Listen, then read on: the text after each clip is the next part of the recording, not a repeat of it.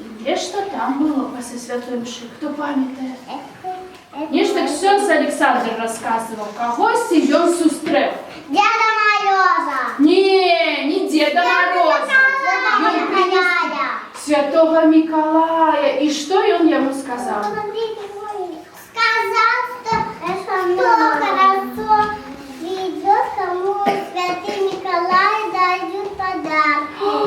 Ты добре себе поводит, тому будут подарунки. А передал вам подарунки? Да.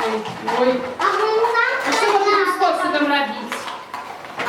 готовить. Готовать ежу? Там еще чайник. У чайника у нас еще ніколи не было.